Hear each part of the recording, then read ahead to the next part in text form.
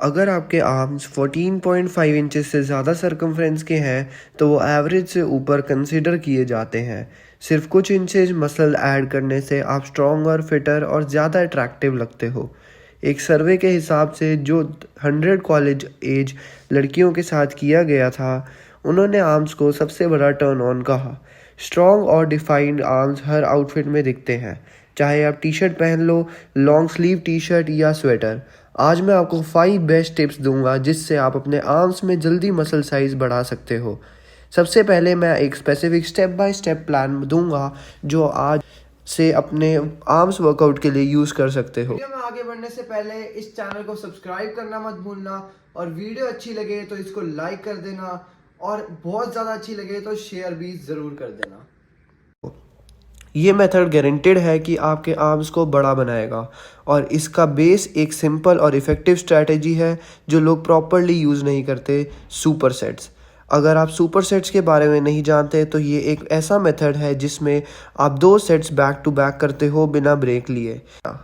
मैं अक्सर लोगों को देखता हूँ जो नेक्स्ट सेट के लिए वेट करते हैं या 1-2 मिनट तक रुकते हैं जब तक बर्न कम ना हो जाए। लेकिन आपको इंश्योर करना है कि एक सेट से दूसरे सेट तक जाने में ब्रेक बिल्कुल मिनिमल हो।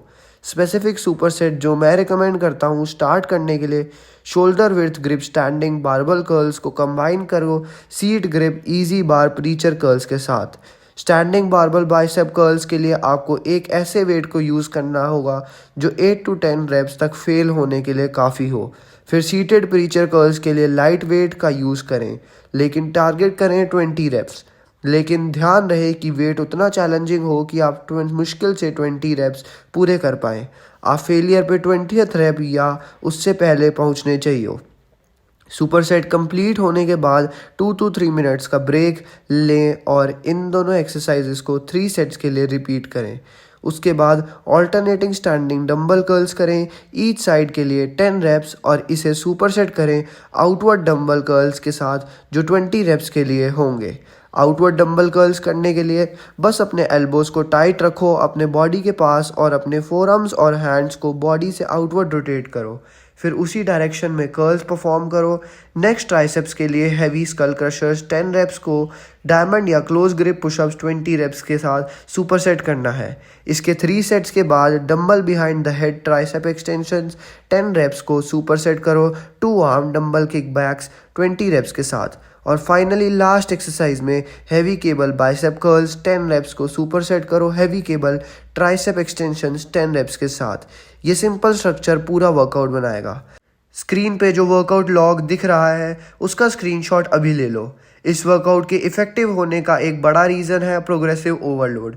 हर एक्सरसाइज के साथ टारगेट ये है कि वेट को ग्रेजुअली बढ़ाओ, स्पेशली हैवी वेट्स लिफ्ट करने पे फोकस करो। लेकिन ये रियलिस्टिक नहीं है कि आप हर बार अपने आर्म ट्रेनिंग के लिए टाइम वेट बढ़ाते रहो। कभी कभी आप एक वेट पे अटक जाओगे, शायद 1 महीना या उससे ज़्यादा तक। लेकिन गोल हमेशा ये होना चाहिए कि आप अपने वेट को इंक्रीज करने की कोशिश करो। अगर आप आराम से अपना सुपर सेट के 10 रेप्स या 20 रेप्स कंप्लीट कर रहे हो तो इसका मतलब है कि आपको वेट लोड बढ़ाना चाहिए, चाहे वो थोड़ा सा ही क्यों ना हो, जैसे 2.5 पाउंड्स हर साइड। ये छोटी छोटी इंक्रीमेंटल इंक्रीजेस आपकी मसल ग्रोथ के लिए बहुत ज़रूरी है। अगर आप हमेशा सेम वेट यूज़ करते रहोगे तो शुरू में रिजल्ट्स मिलेंगे, लेकिन धीरे धीरे वो स्टॉप हो जाएंगे।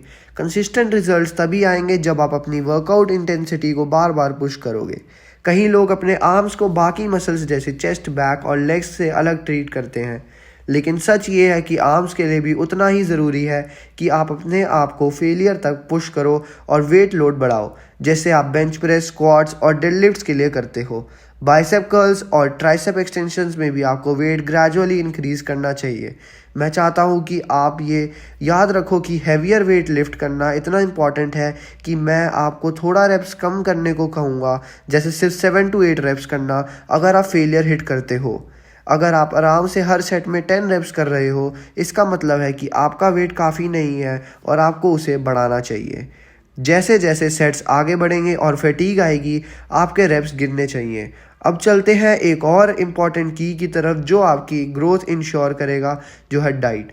सिंपल टर्म्स में आपको इंश्योर करना है कि आप ज़्यादा खाना खाओ, enough to create a calorie surplus.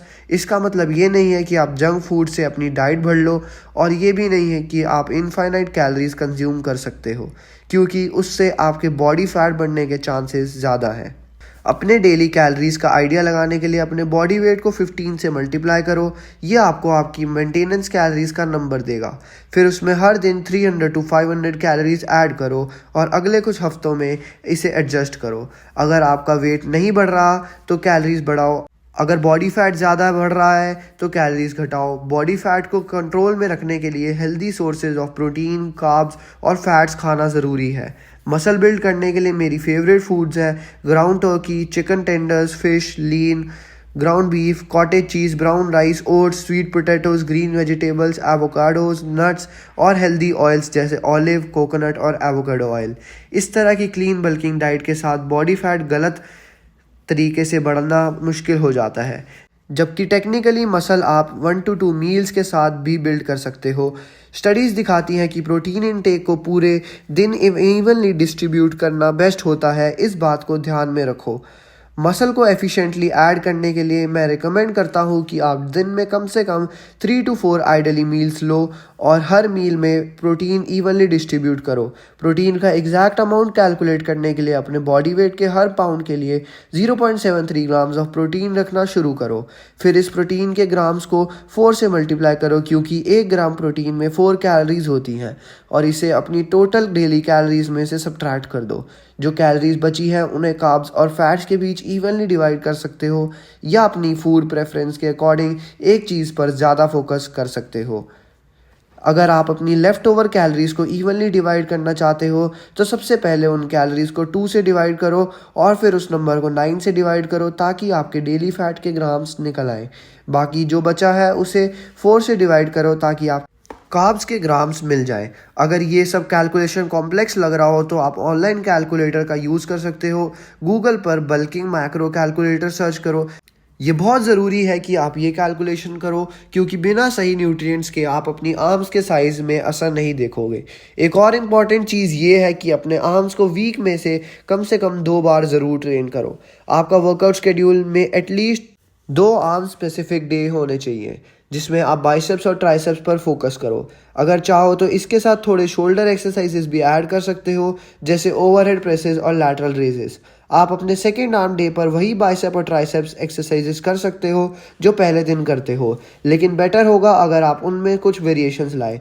Biceps के लिए कुछ ऑल्टरनेटिव एक्सरसाइजेस हैं concentration curls, hammer curls, close grip preacher curl और alternative incline dumbbell curls. Triceps के लिए अच्छी ऑल्टरनेटिव्स है close grip tricep bench press dips, easy bar overhead tricep extensions और केबल ट्राइसेप ओवरहेड एक्सटेंशंस। आप इन exercises को हैवी फर्स्ट सेट के लिए 10 रेप्स या लाइटर सुपर सेट्स के लिए 20 रेप्स के तौर पर यूज़ कर सकते हो। चाहे आप अपना रूटीन चेंज करो या पहले दिन की ही एक्सरसाइज रिपीट करो।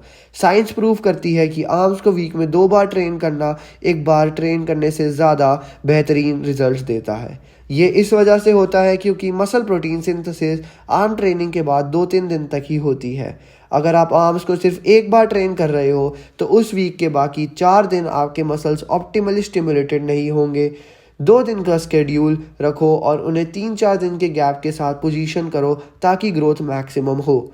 और हाँ, स्लीप एक बहुत क्रूशियल पार्ट है जो बहुत लोग ओवरलुक करते हैं। स्लीप के दौरान बॉडी ग्रोथ हार्मोन्स रिलीज करती है जो मसल ग्रोथ और रिपेयर के लिए ज़रूरी है। ये हार्मोन्स डैमेज्ड मसल टिश्यू को रीबिल्ड करते हैं और नया मसल फाइबर्स की सिंथेसिस प्रमोट करते हैं, जो स्ट्रेंथ और साइज दोनों बढ़ाता है। इसके अलावा स्लीप बहुत ज़रूरी है क्योंकि ये आपकी बॉडी को डीप रिलैक्सेशन के स्टेट में ले जाती है, जो मसल टेंशन और इन्फ्लेमेशन को रिड्यूस करने में हेल्प करती है। ये रिलैक्सेशन ब्लड फ्लो को इम्प्रूव करती है, जिससे मसल्स तक ऑक्सीजन और न्यूट्रिएंट पहुंचते हैं जो ग्रोथ और रिपेयर के लिए ज़रूरी होते हैं। अगर आपको प्रॉपर स्लीप नहीं मिलती तो आपकी बॉडी कोर्टिसोल हार्मोन रिलीज़ करेगी जो मसल बिल्डिंग प्रोसेस को स्लो कर देता है। और अगर आप अपनी आर्म्स में मसल ऐड करना चाहते हो तो आपके टेस्टोस्टेरोन लेवल्स ऑप्टिमाइज्ड और एलिवेटेड रहने चाहिए। इसीलिए एक कहावत है, मसल बनाने के लिए 3 चीज़ें ज़रूरी हैं: ईट, लिफ्ट, स्लीप, रिपीट। आपको डेली मिनिमम 8 घंटे की नींद लेने की कोशिश करनी चाहिए और अगर पॉसिबल हो तो एक कंसिस्टेंट रूटीन फॉलो करें।